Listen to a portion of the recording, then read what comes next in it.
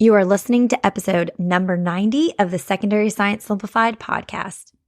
The new school year is upon us, and to help you prepare, I want to spend this month talking all things classroom management with you. I know that this has become much harder in the years post-COVID, which is why I kicked off this series last week by interviewing a teacher who has been in the trenches like many of you these last few years. He shared so much wisdom that specifically speaks to the apathy of post-COVID students. And so if you haven't already, please go listen to episode 89. Now, if you are all caught up, I'm extremely excited to share with you over the next few episodes some tried and true strategies that were incredibly effective for me when I was in the classroom full time.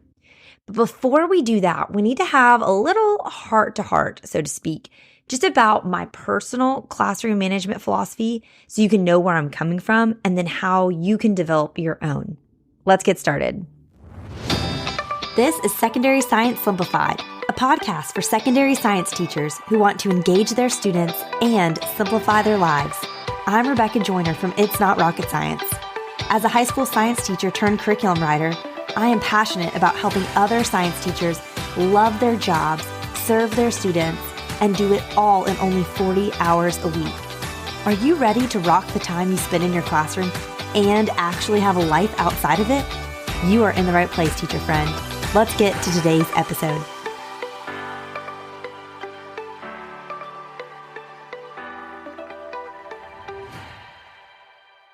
So I want to start this series on classroom management talking about philosophy because I think that sometimes it's often overlooked how personal classroom management is. You must choose a classroom management style that is authentic to you and your personality. Okay, so let me give you some examples of what I mean here by this style. Back in episode 19, I interviewed one of my favorite coworkers of all time, Jamie Whitlock. And if you haven't listened to that episode, you totally should because she's so wise. But I have referenced in the past, Jamie kind of has this like mama bear energy in terms of her classroom management. I remember watching her as a new teacher and watching her down the hall from me and the way that she engaged with students. She just gave off this kind of motherly, but very direct and almost like a strict mom energy. But the kids responded so well to it. Like she felt like a mom in the most loving and disciplined way. I don't know how else to explain it other than that mama bear style. And it really fit her.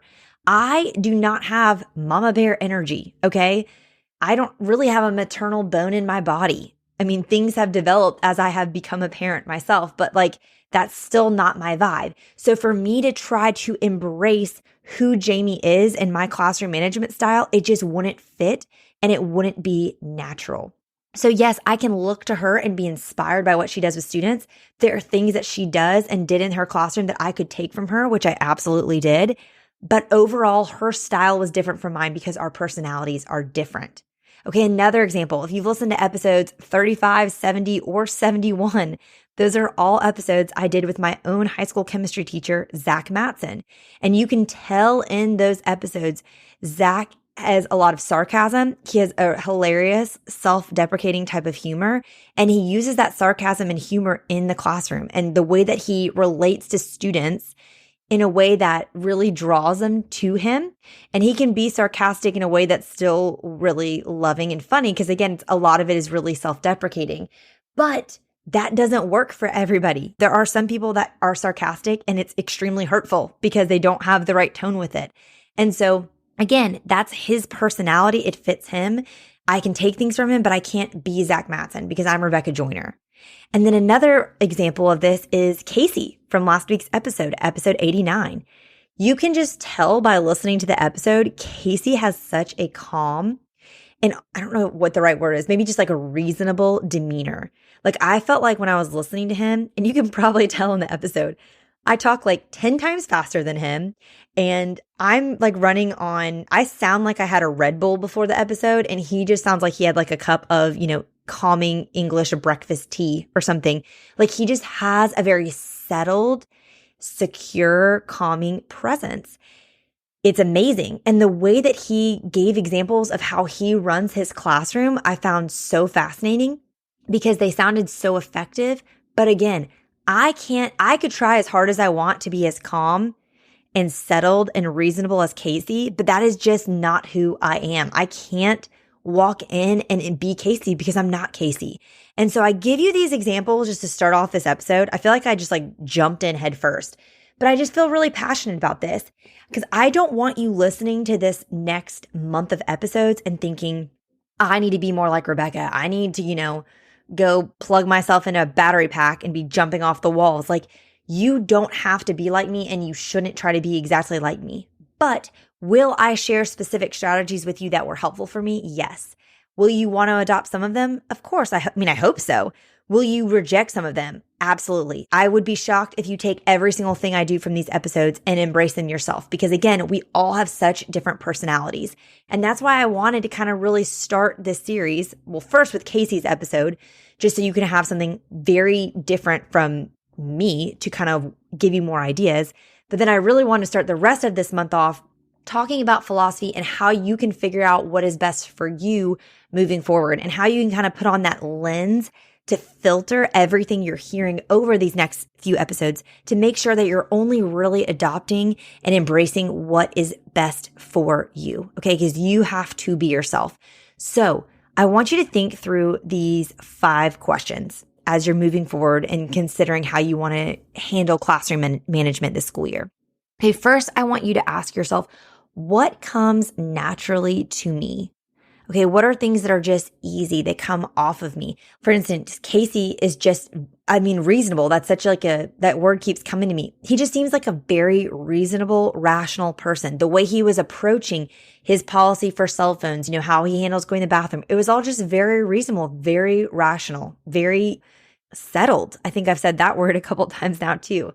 Whereas, what comes naturally for me is maybe different. It's a little bit more aggressive, I guess. I don't know how to say, like I talked about last episode, justice and fairness is like so important to me. So sometimes I can fall guilty to getting into those tug of war battles with students. And a mentor a long time ago told me, you need to let go of the rope. As soon as you realize you're playing tug of war with a student, let go of the rope, Rebecca, which is hard for me. Because again, I have more of this combative energy.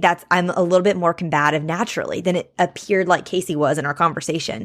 So I think identifying what is going to come natural to you is very helpful. 1, so you can lean into those positive things, but 2, so you can kind of be aware of where you need to step back of the things that aren't as positive. Like for me, which is being a little bit more combative, a little bit more aggressive with students, which all stems from, again, a healthy desire to want to be fair and to really want to do things right with students. But again, that can become too much and it can become combative. And sometimes I got to let go of the tug of war rope. You know what I'm saying? All right. The second thing I want you to ask yourself is, how would people just describe me in general? And if you don't know, ask some people in your inner circle and the people around you. Be like, hey, how would you describe me? What are things you see in me? Not so you can get in like this big, ego boost, but just so you can kind of understand how people perceive you. And then you can kind of lean into those things. Those are the things. You being your most natural version of you is a good thing. And here's the deal. Is every student going to connect and resonate with you? No. But that's good. Your students probably have 7 or 8 teachers at a time. They don't want 7 to 8 carbon copies of the same person. It's good that they have 7 or 8 teachers that have different personalities. Okay. And so some are going to connect with you more. Some are going to connect with another teacher more. And that's okay. What's not okay is you trying to be like the teacher next door because you think that they're doing it better than you. All you're going to do is end up being exhausted, being something that you are not. Okay. So really think about, who am I? How do people perceive me? What am I putting off there? How would people describe me? And lean into those things. Okay. Now, the next question I would ask yourself is something that I really have to think about a lot, because I don't know if you're into the Enneagram. I don't want to make this an Enneagram podcast because people have a lot of opinions about it. But one thing I appreciate about the Enneagram is it kind of lets you know there's these like triads of personality types, and different Enneagram numbers have kind of like a default emotion. It can be, you kind of can default to shame. I know shame is one of them. I can't remember. Fear. and then anger. I am in the anger triad. So like my default emotion when I'm pressed against, when I'm put into conflict is anger. And so my question would be for you is what really triggers you? Maybe it triggers you to fear or shame or anger or whatever. But knowing kind of what triggers you will also help with your classroom management, because we're going to talk in a minute about how you manage a whole class versus how you manage individual behavioral issues. So knowing what's going to anger you is important. And what's going to trigger you is important because you need to be proactive about preventing those things for the sake of your students. Okay. And we'll talk a lot about this in episode 91. So stay tuned for that next week. The fourth thing I want you to ask yourself is a la Kendra Adachi, the lazy genius, who I've referenced 1 million times on this podcast. But one of her big lazy genius principles is asking yourself what matters most. And so I want to ask you, what matters most to you? A really big part of my Secondary Science Simplified virtual professional development course is we walk through coming up with your core values. Literally, it's like an entire unit, but it's basically all centered around figuring out what matters most to you as an educator. And if you are interested in that course, I didn't run it this past summer just because I've been so busy with chemistry and writing that curriculum. I'm thinking about opening it up again in January. I've never done it during the school year, but I'm just trying to gauge interest. So if you are interested, I'll link the waitlist in the show notes. It's rocketscienceclassroom.com/waitlist. But if I see that there are like people joining the waitlist and interested, I might open it up in January. But really thinking through, I'm not going to do a whole episode on this because it's all in there, but what is most important to you in your classroom? And that kind of leans into the fifth question I want you to ask yourself, which is at the end of the day, what do you want your students to remember about your class? You know, I was thinking about, I went home to my state of Kentucky this summer and I hadn't been back in 10 years. And I visited with one of my best friends from high school while I was there. And we were just kind of like reflecting. We met in Spanish too. That's where we met. And so we were talking about that class and a few other teachers and just some things that stuck out in our memory from our time in high school together. And it was interesting thinking about what I remembered about specific teachers. And a lot of times, you know, it was maybe a really specific memory, but sometimes too, it was just how I felt, like how that teacher made me feel in that class. And so at the end of the day, what do you want your students to remember about you and your time in your class? Do you really care most about them remembering the content and being really prepared for future classes that they may need that foundational content for? If that's the case, great. That is fine. There's no wrong answer to any of these questions. But I think it's important for you to know if that's your priority, then you're going to approach how you manage your classroom different from someone who cares and wants to prioritize most that their students feel safe in their classroom or their students feel prepared leaving their classroom, or their students feel respected. I don't know what you want that memory to be, what adjective you want to use there, but I think it's helpful to think about that before we jump into talking and making all these decisions about how you're going to manage your class. Okay, so I want you to ask yourself those 5 questions. And then I like to come up with some refrains, if you will. So if you think about what a refrain is, it's a repeated phrase in a song. You know, you always have like a verse and then the refrain, and then another verse and then the refrain, and then maybe a verse into a bridge and the refrain, you know. So you're saying it over and over again. My personal classroom management philosophy kind of all comes back to 5 refrains. And they're things you've probably heard me say before on the podcast because, again, they're refrains. They're things I'm always saying. And I have refrains that I use in parenting all the time, like things even my 3-year-old can repeat verbatim that I say to her over and over again.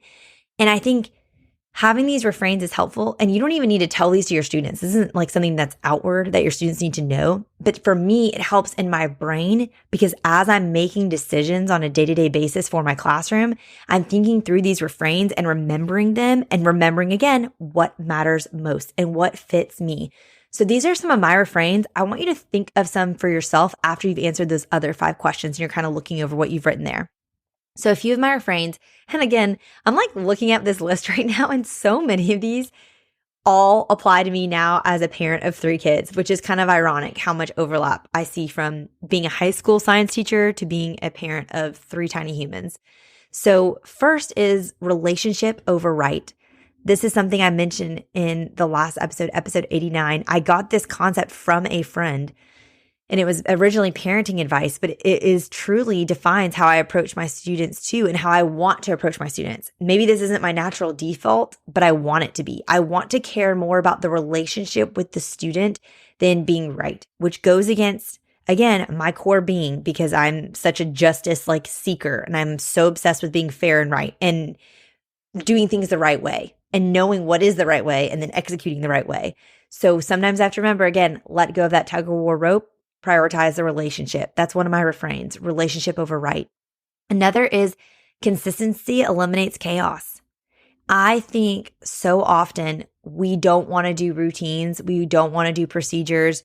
We don't want to have class rules or, whatever you want to call it, because again, we have high school students. They should be more mature. We want to prepare them for college where things are more open-ended, where they have to have a lot of autonomy and take ownership of things. But at the same time, we have to balance as high school teachers the fact that they are still children in a sense. They are still adolescents. They are still not 100% independent, and I think they have a lot of chaos in their lives. And I think that chaos has only increased over the years as the noise in their life has increased, as their access to technology has increased, as their circles of influence and the input in their life has increased. When we were growing up, the people that impacted you most were like the people you lived with and your teachers and your friends at school, like the people you saw on a daily basis. That's where you were getting your input of information about the world. And now you can get input of information from a stranger on the other side of the internet and on the other side of the world through the internet is what I mean, because you can see what they're saying on Twitter or what they think in their stories that they're talking about on Instagram. And so I just think there's a lot of noise, and I think that creates chaos. And I think our students need routine and they need consistency more than you think. And I think creating that for them makes your classroom a safe space. I want my students to walk into my classroom, and even though it's very high energy and sometimes it can be loud, I want them to walk in and take a deep breath, because they don't need to be in fight or flight in my classroom. They don't need to be assessing threats in my classroom. They don't need to be distracted by a ton of chaos and noise from all these different sources in my classroom. I want them to walk in and be so confident in what they know I'm going to expect of them that they can just be themselves because they know how to be in my class. And that, again, I think that comes with this consistency in how you run your class.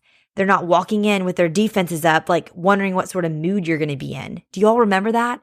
Do you remember those teachers who you were like, I don't know what mood, Mr. Green's going to be in today? Like, is he going to have woken up on the wrong side of the bed or not? Are we going to have to be on tiptoes with him? Is he going to be in a good mood and be joking with us? Or is he going to yell at us and, make us read the textbook and take notes by ourselves? Those teachers that were kind of all over the place that way, I think that created chaos.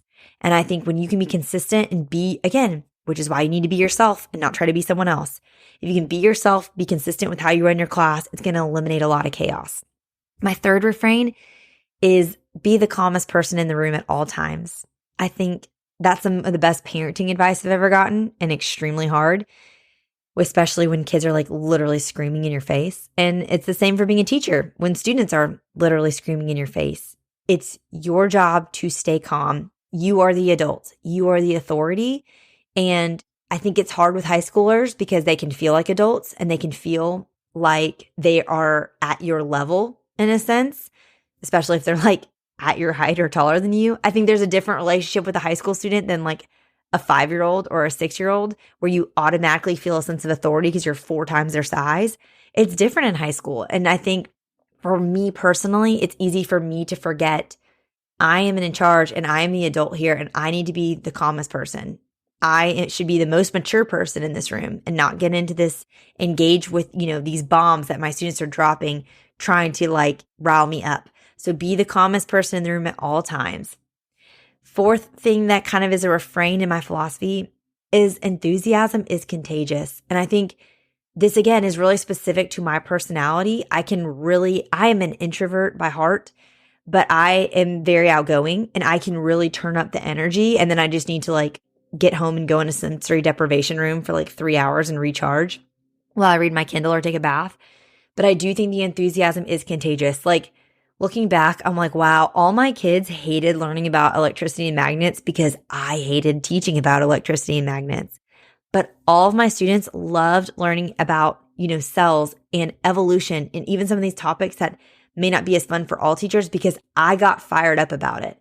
And so I really think that's a huge refrain of my philosophy is enthusiasm. It's contagious.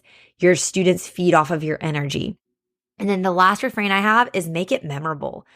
I'll never forget something that, again, Zach Matson said when I was in his classroom. So I was his student 17 years ago, 18 years ago. It was a long time, but I remember him saying, and again, this comes from his personality, his sarcasm, and his kind of humor, what he said, you remember traumatic events.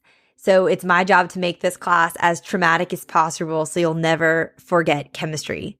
Give you these traumatic experiences. And obviously he was joking. He wasn't like literally trying to traumatize us. But I took that to heart in this idea of make it memorable. If you make something memorable, they will genuinely remember it. And that really has guided a lot of my decisions in terms of how I run my classroom. So all of that to say, those 5 questions I started off with are how I kind of developed my personal philosophy and came up with these little refrains that inform how I make every practical decision in my classroom, okay? And how it informs, again, my overall strategy. And so from there, I think when we're talking classroom management, there's kind of 2 ways you can look at it. You can talk about your day-to-day and how you're running your class and spending your, 50 minutes, your 40 minutes, your 47 minutes, your 90 minutes, your 80 minutes, whatever it is you have with your students. And then there's also how you deal with conflict and drama with your students, either one-on-one or in a group. And of course, some of this does overlap, like how you run your day-to-day will impact whether or not maybe you have conflict or drama, but I do want to make that distinction. So really over the next few weeks, I'm really going to be leaning in and sharing strategies for that first part, for how you do the day-to-day operations of your classroom and not as much with the dealing with individual conflict. And here is why. I genuinely believe that individual behavioral issues are best fixed on a relational level, on a one-on-one level of the relationship that you are developing with your students. And something that Casey mentioned last episode, which I thought was so spot on and wise, was that yes, if you have 30, 35 students in your class, you're not going to have this like personal relationship with every single one, but you can identify the students that are causing the most trouble in your class. And those are the ones you start really leaning into building a relationship with first. And then as you have more time and capacity, you can grow relationships with other people. So that's how I feel like individual behavioral issues are best managed. I can think specifically back to one student at my first year teaching. I will not mention his name. He would never find this podcast, but just for his own, privacy, we had so much conflict. It just felt like every day he was coming in class and he like wanted to pick a fight with me. And I was taking it so personally. And eventually I finally was like, we need to have a one-on-one conversation, like outside, away from all these people. I mean, because it was getting to the point where it was extremely combative. I was worried he might become physical with me. It was a pretty rough teaching situation I was in. But when I started to get to know him on a personal level, I mean, again, I started to remember, oh, I'm the adult here. He is literally a 15-year-old child, and he has had a lot of trauma in his life that has led him to be at this point. And as much as this feels very personal and very about me, it's literally not about me at all. And so getting kind of to the bottom of that, and did it make our relationship perfect? Absolutely not. But even having that individual conversation, it helped defuse it for me so that when he did attack me verbally, I would remember this is not about me. And it helped me, again, stay the calmest person in the room, move forward in my procedures, in my routines I'd established, in the school policies, and move forward with handling those issues from there. Even if sometimes it got to the point where it was like, okay, at this point now I have to call the admin to come get you and remove you from my class because it's becoming a safety concern. But I could handle those calmly because we had that relational level there. And I got to the bottom of that. Now, I believe that whole class behavioral issues, like if you have an entire class that is like wild, or really it's like you have this giant chunk of students, I think those whole class issues and the whole class drama and conflict are best prevented with well-established, communicated, and reinforced procedures. Because having those set procedures and routines, they allow you to be proactive rather than reactive when it comes to classroom issues. And when you teach these procedures and routines to your students, then when a conflict arises, they aren't surprised when you remind them and you say, hey, remember, this is our procedure for late work. I have taught you this. This is the consequence. And so now I'm just going to do what I said I was going to do. And it makes you a trustworthy person. Even if they don't like you, they trust you because you do what you say and you say what you do. Okay, so that's what we're going to get into over these next few weeks. I'm going to help you with these whole class behavioral issues. We are going to manage them with procedures and routines and really specific strategies I'm going to teach you and share with you. But before we get there, you need to do the action step from today's episode, which is reflect on those 5 questions I mentioned at the top of the episode, and then try to list out your own little refrains, your 3 to 5 statements that you want to define your overall classroom management philosophy or strategy that you want to keep in your brain so that as you're making decisions for how to manage your class on the proactive point, and when you're figuring out how to respond to a student, when you have to react to something that's happened, you can think through those refrains and use those to inform your decisions and how you respond to your students. Okay, so that's what you need to do first. You need to find your personal philosophy. You may adopt some of mine. You may trash all of mine and come up with your own. There's no right or wrong answer here. It just needs to be personal to you. Okay, the only way you can do this wrong is if you just try to be someone you're not. So do that and then circle back next week. We're going to start over the next 3 weeks. We'll dive through some more specific things that you can apply to your classroom. And I mentioned a couple of links, not many, but if you want to check those out, they're in the show notes, which are at itsthatrocketscienceclassroom.com/episode 90. And if you I know when you're in Apple, if you kind of click the podcast episode, it kind of stretches out for you. You can kind of see in there's a link that you can click to grab that. And then something new before I let you go, I want to try this. I don't know if any of you listen to the Carpool podcast. Very niche, very specific. I really enjoy it. It's kind of like a guilty pleasure podcast I just listen to while I'm cooking dinner or something like that. But one thing that Kelly and Liz do at the end of their episodes, which I think is really fun, is they kind of shout out different people and ask them to leave reviews for each episode. So they are car influencers, which sounds like so weird and specific, but they'll be like, hey, if you drive, a Honda Odyssey minivan, leave a review. If you drive, a Ford truck, I don't know, leave a review. And I think it's really funny and interesting. And so I want to do that here, but obviously not with cars, with science teachers. So here's why.